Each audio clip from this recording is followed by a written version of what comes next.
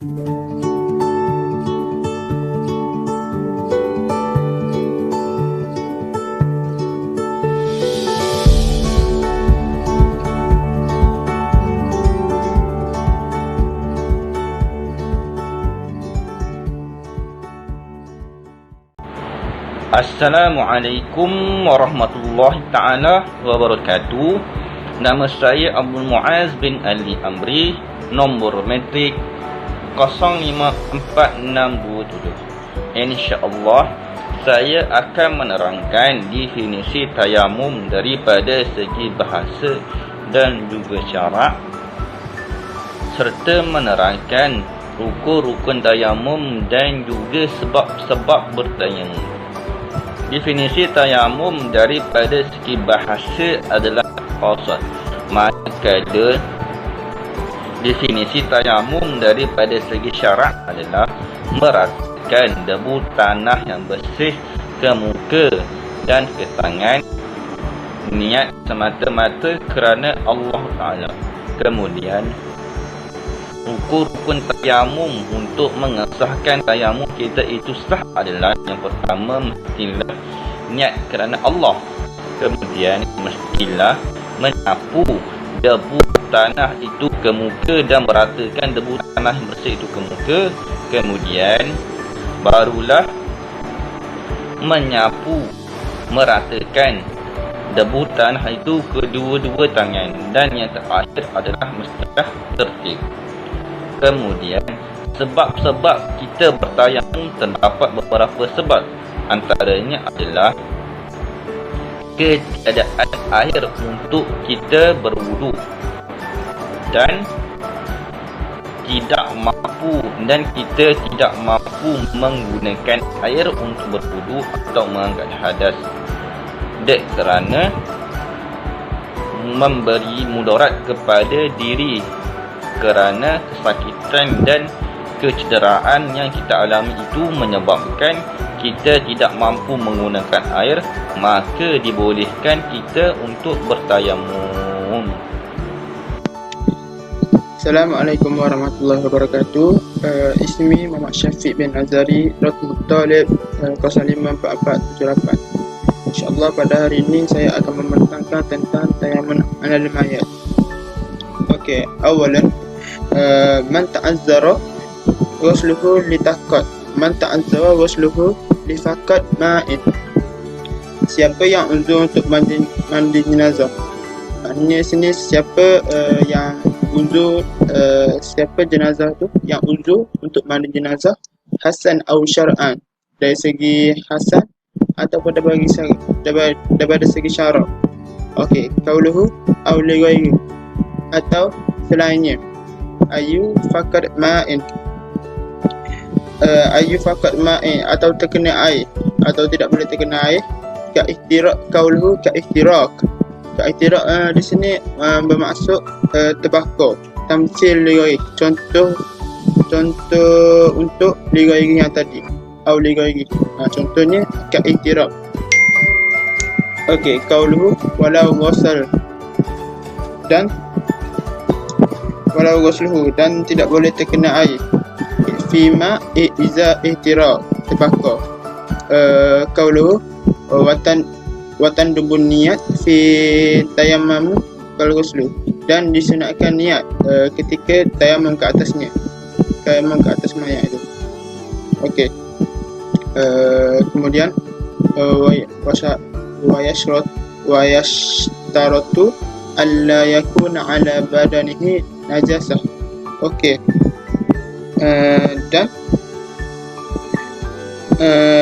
Dan disyaratkan pada badan mayat itu tiada najis. Tiada najis ketika ditayamumkan. Kerana syarat untuk tayamum mayat ni, jenazah tu kena buang dulu najis pada badan dia. Dan yang terakhir, difnun bila salah alaihi ala ma'i tamadahu mu'tamidun mimro wa yasifu ayyamamimu wa yasli alaihi fi hadhihi halah. dan apabila dikafankan tanpa perlu solat ke atasnya. Dan pendapat ini adalah daripada Mimro. Mimro ni adalah Syekh Muhammad Ramli. Dan sah kita bertayamum dan solat ke atasnya atas pendapat ini, kerana ini, iaitu daripada pendapat Ibn Hajar. Okay. Sekian sahaja daripada saya. Assalamualaikum warahmatullahi wabarakatuh. Assalamualaikum warahmatullahi wabarakatuh. Nama saya Muhammad Faris Ahmad bin Mat Suhaimi. Saya akan menjelaskan dalil pensyariatan. Amal kitab faqauluhu ta'ala wa in kuntum marada ala safarin aw jaa ahadakum minkum minal ghaib aw lamastum an-nisa'i falam tajidu ma'a fayatammamu sa'idan thayyiban fantahu biwujuhikum wa aydikum min. Surah Al-Maidah ayat 6. Maksudnya di sini adalah, dan jika kamu sakit atau dalam perjalanan atau kembali dari tempat membuang air atau kamu menyentuh wanita, jika kamu tidak memperoleh air, maka bertayamumlah dengan debu yang suci. Usaplah wajahmu dan tanganmu dengan debu yang suci itu. Ayat ini diturunkan apabila suatu kisah diceritakan oleh Aisyah radhiyallahu anhu, iaitu isteri Rasulullah sallallahu alaihi wasallam. Apabila mereka di dalam suatu perjalanan, lalu Aisyah mendapati bahawa kalung tangannya putus. Lalu Rasulullah sallallahu alaihi wasallam dan rombongannya lain berhenti di suatu tempat. Lalu mereka mendapati di tempat itu tiada air dan mereka tidak membawa air. Lalu Rasulullah sallallahu alaihi wasallam baring di atas riba Aisyah radhiyallahu anhu. Terusnya Abu Bakar datang kepada Aisyah dan memarahi Aisyah dan memukulnya dan mengatakan, "Mengapa kamu membuat begini kepada kami semua?" Disebabkan oleh seutas rantai, seutas kalung. Lalu Aisyah tidak mampu membuat apa-apa dan Rasulullah tidur di atas ribanya sehingga waktu subuh. Maka turunlah ayat Al-Quran ini. Terusnya, wa amma sunnah fama rawahu Huzaifah radhiyallahu anhu qauluhu sallallahu alaihi wasallam waja'altu lana al-ardha kullaha masjidan waja'altu tartibaha lana tahuran idza lam najid al-ma'. Maksudnya di sini adalah, maka apa yang diriwayatkan oleh Huzaifah radhiyallahu anhu dari Rasulullah sallallahu alaihi wasallam, tidaklah dijadikan dunia dan isinya, bumi dan isinya ini adalah untuk kamu menjadikan bumi dan seluruh isinya untuk kamu bersujud, dan dijadikan tanah-tanah yang bersih lagi menyucikan apabila kita tidak mendapati air, maka tayamumlah. Sekian sahaja daripada saya. Terusnya sahabat-sahabat saya yang lain akan menyambung pembincangan ini. Sekian, terima kasih. Assalamualaikum warahmatullahi wabarakatuh. Nama saya Muhammad Hazim Rosli, nama metrik 054885. Okay, saya akan menyambung perbahasan mereka dengan mendatangkan beberapa fatwa-fatwa negeri yang ada di Malaysia, dan juga Allahumma salli ala sayyidina Muhammad, saya mendatangkan fatwa Mesir. Yang pertama yang kita akan lihat sini adalah fatwa negeri Selangor. Okey, fatwa negeri Selangor ini telah membuat satu keputusan, iaitu pada 17 Mac 2020 dia telah membuat satu keputusan, iaitu Allahumma salli ala sayyidina Muhammad, membuat keputusan pengurusan jenazah yang disebabkan virus corona ini yajibu an tadaru binafsi, iaitu pengurusan jenazah tersebut adalah mestilah menyamai dan bertepatan dengan pengurusan jenazah yang telah diberi garis panduan, yakni Allahumma salli ala sayyidina Muhammad, seperti virus Ebola. Bagaimana pengurusan jenazah Ebola, begitu jugalah pengurusan jenazah Allahumma salli ala sayyidina Muhammad yang terkena virus corona. Seterusnya, fatwa Negeri Sabah bihalin, iaitu pada keadaan wafatnya seorang mukmin itu dengan disebabkan virus corona ini, adalah pengurusan seorang muslim itu adalah sama seperti Allahumma salli ala sayyidina Muhammad, pengurusan jenazah yang mengidap virus Ebola. Yakni Ebola ni, Allahumma salli ala sayyidina Muhammad, telah melanda negara kita pada tahun 2015. Oleh dengan demikian, Majlis Fatwa Kebangsaan telah Allahumma salli ala sayyidina Muhammad telah menggarispanduankan, telah guideline berkenaan dengan pengurusan jenazah tersebut. Seterusnya, Fatwa Pulau Pinang. Fatwa Pulau Pinang, dia telah mengeluarkan suatu keputusan, iaitu wajib pengurusan jenazah ini adalah bertepatan dengan iaitu Majlis Kebangsaan.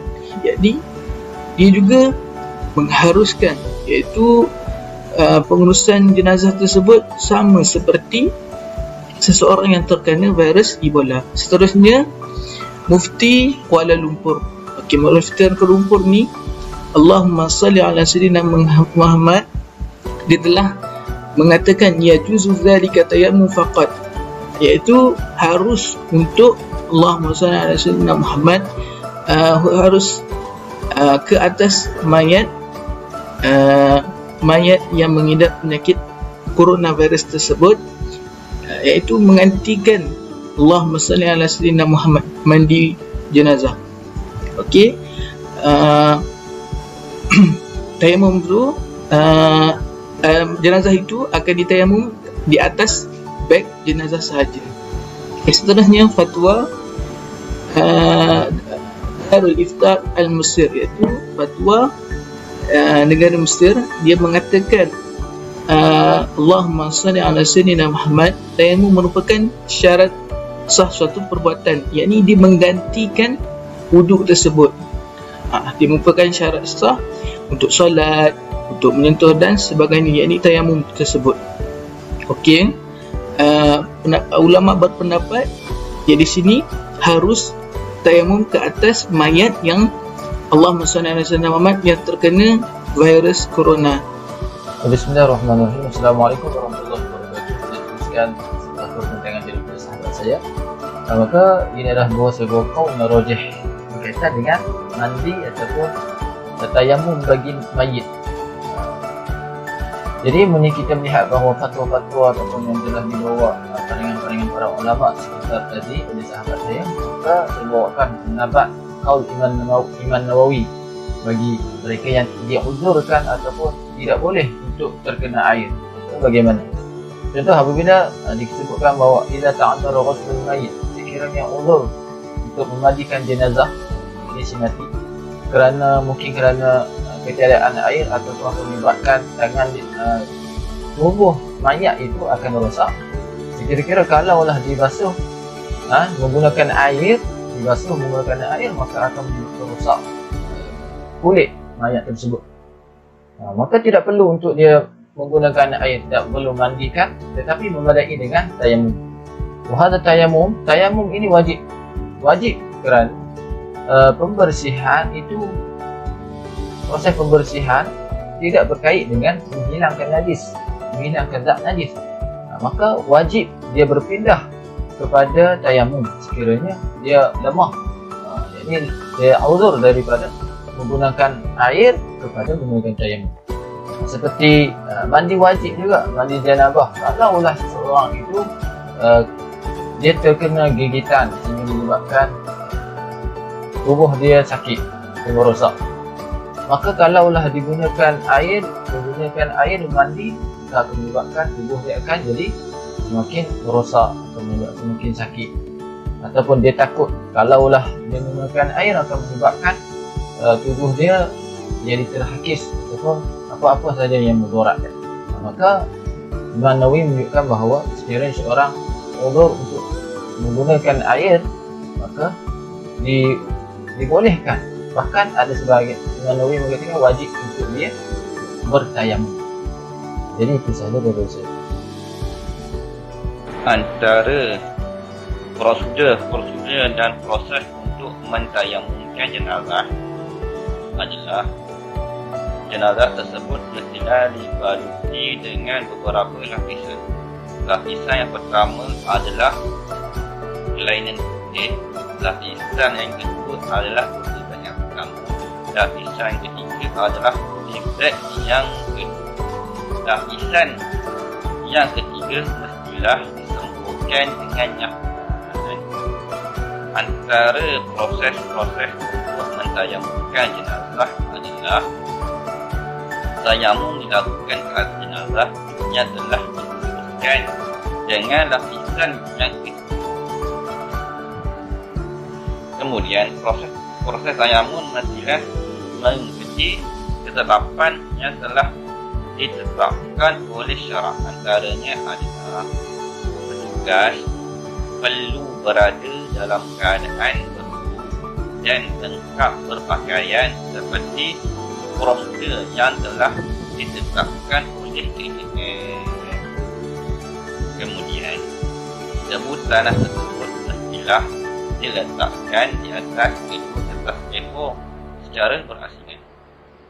Dan setelah meletakkan debu-debu tersebut, barulah petugas-petugas tersebut meletakkan kedua-dua tapak tangan ke atas debu tersebut, kemudian dipiskan untuk menyapukan debu tanah tersebut ke muka jenazah. Dan sebelum melakukan perkara tersebut, petugas-petugas mestilah berada dalam keadaan wudu, dan petugas-petugas tersebut mestilah berniat dahulu sebelum menyapukan debu-debu tersebut ke muka jenazah. Dan setelah menyapukan debu-debu ke muka jenazah tersebut, akhir sekali barulah petugas-petugas tersebut menyapu debu tanah ke tangan jenazah tersebut dengan meratakan debu-debu tersebut secara berturutan sehingga rata debu-debu tersebut ke tangan jenazah.